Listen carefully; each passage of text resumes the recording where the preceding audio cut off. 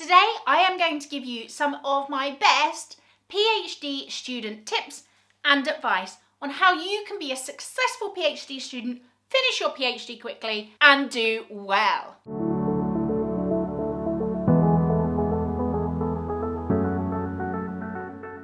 If you are new to this channel, my name is Dr. Drhayleystainton and I make videos about all things academia, study skills, PhD related stuff. So I think you will find that very helpful. Please do subscribe and hit the like button on this video too. Doing a PhD is a pretty big deal. Some will argue that it takes over your life. Others will argue that it is not worth it. Actually, I've done a video on that. Check that one out. But ultimately, if you are considering doing a PhD or if you are already doing your PhD, you will endeavour, I'm sure, to be successful. So I am going to share today with you my 10 tips for how to be a successful PhD student.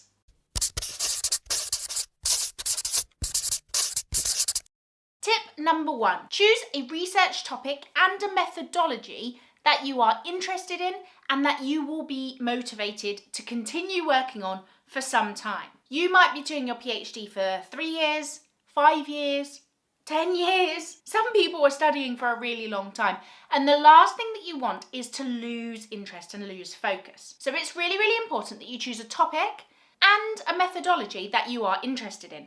Now I'll give you a quick example here. Now I was interested in my research topic and I was perfectly motivated most of the time to carry on working on that. But I wasn't so motivated for one of my phases of data collection, which was quantitative research. I wasn't that great, I'm still not that great at quantitative research, and I wasn't motivated to do the reading and to teach myself and to learn and to attend training, etc., to learn the things that I needed to, because it just wasn't my thing. I just wasn't into it.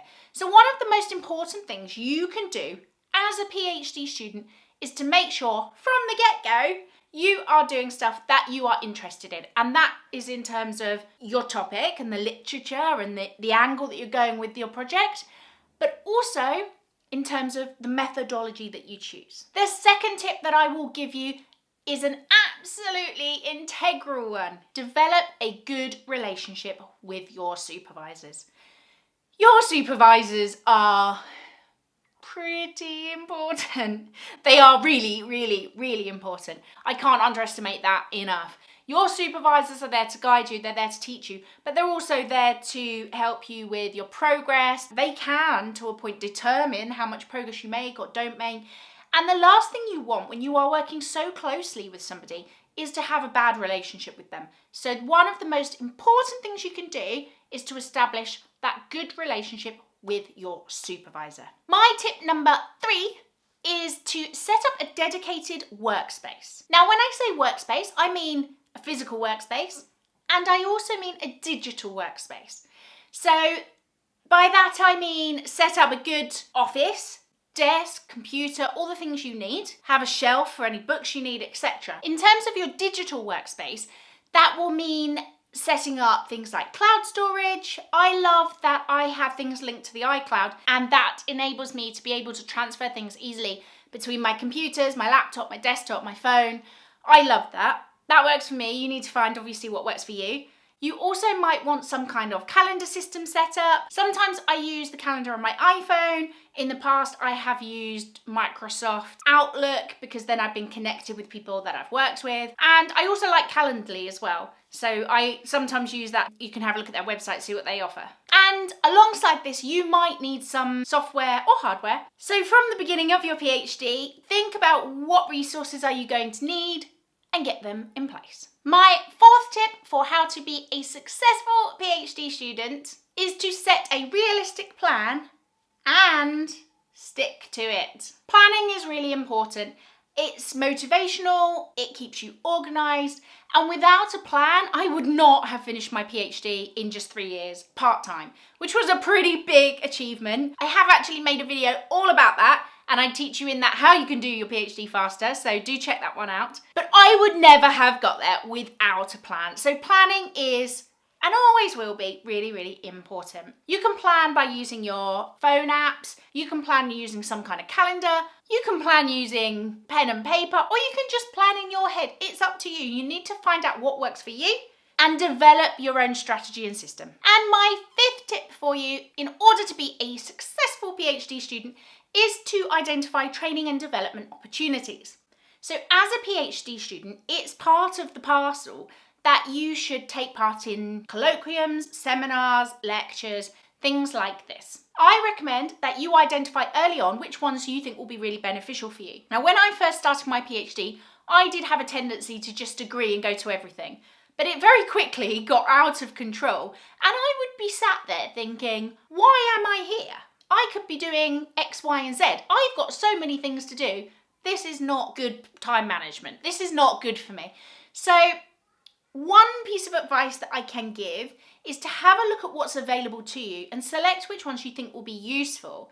And don't waste your time attending the ones that you think won't be. And my tip number 6 is to identify your weaknesses or your areas for development. Part of doing a PhD is learning, is developing yourself. You won't have all of the skills that you need to complete a PhD right at the beginning. It's part of the process. And there is nothing wrong with identifying and accepting that you're not perfect, because none of us are. None of us are perfect. We've all got weaknesses. Firstly, I would say if you have an area of weakness, maybe steer clear. For example, with me, I would say in terms of research methods, quantitative data collection and analysis was a weakness of mine. I pursued that. It took up a lot of my time. So that was a mistake. I wish I didn't do that. It worked out okay in the end, but I shouldn't have done that. And if you have an area of weakness, or that you have identified as being a weakness that you can't avoid, then you're going to need to do some training and development to get you up to standard. So have a look at what's available to you. Have a look in terms of the time schedule. Is it at an appropriate time in your PhD? So you should have your long-term PhD plan.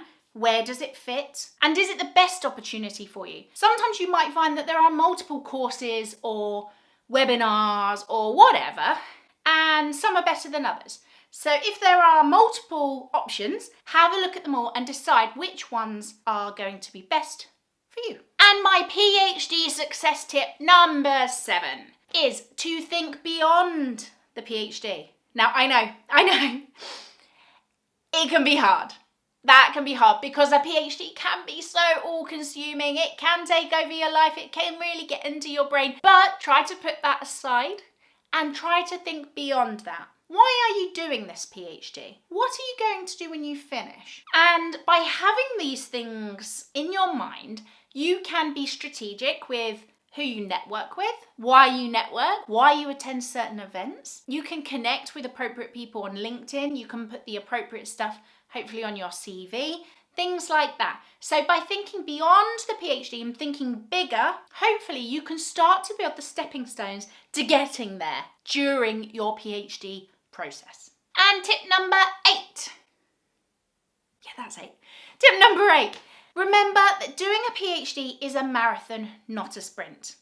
You need to keep that steady pace. Stick to your plan, your long-term plan, as much as you can. You will have days that don't work out well for you. And you will have other days where you do better than you think you will. And you exceed your expectations. So overall, in the long run, when it all comes together, hopefully you are roughly sticking to your plan, finishing at approximately the time you had planned to finish. And by running slowly, doing that marathon, not sprinting, hopefully you are going to avoid some of the negative things associated with doing a PhD, like burnout, like missing out on all the social events that you might want to attend. I have talked about all of those in my video on why you should not do a PhD. So if those things are interesting to you, please do check that one out as well. But remember, you will get there. Steady, steady. A couple of years ago, I climbed Mount Kilimanjaro, which was awesome. And one of the things that the guides, because you have to climb with the guide, they would say to us on the way up is pole, pole, pole, pole. And it means slowly, slowly. And actually, what a lot of people don't realise is that climbing the mountain physically wasn't that tough. Mentally, super tough. But actually, you're walking so slowly because of altitude. If If you go too quickly, you're more likely to get sick. You are walking so slowly, but you get there and you are healthy, hopefully, when you get to the top and you're at the summit and you have that sense of joy and that celebration. And doing a PhD is just the same. Pole, pole, slowly, slowly. You might feel some days like you are going at a snail's pace, but you will get there. And if you push yourself too much, you might not. So have that plan, be realistic, and remember it's a marathon, not a sprint. And tip number 9 from me is to be open to criticism. Now this can be a bit of a tricky one because most of us don't like criticism. We don't like to be told that what we're doing isn't good enough or that it can be improved in some way. We want to be told, yeah, you're acing it.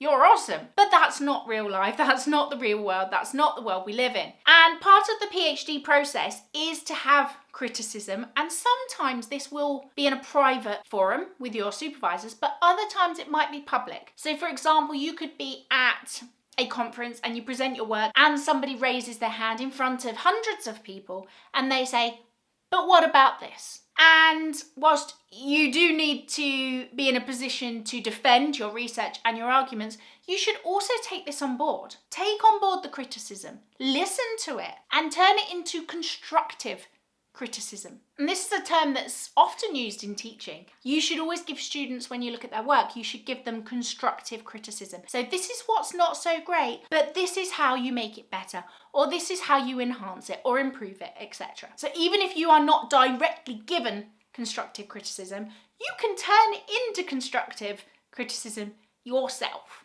And tip number 10, my final tip for you today for doing your PhD successfully, is just to enjoy it. You will have days where you think, this is never ending, I hate this is no good for me, but that won't be every day. That's natural. And ultimately, you want to enjoy what you're doing. Life is here to be enjoyed. Why else are we on this planet? So if you absolutely hate what you're doing every single day, then maybe it's not for you. Who wants to live a life where we hate what we're doing? If you don't enjoy the way your PhD is going, see if you can steer it slightly differently. Because ultimately, overall, when you look back on your experience, you should be able to say, yeah, I enjoyed that. So those were my 10 tips on how you can be a successful PhD student. I hope that you found them very helpful. I have loads of videos like this on my channel and coming soon. So please do take a look at some of my other videos and don't forget to hit that subscribe button too.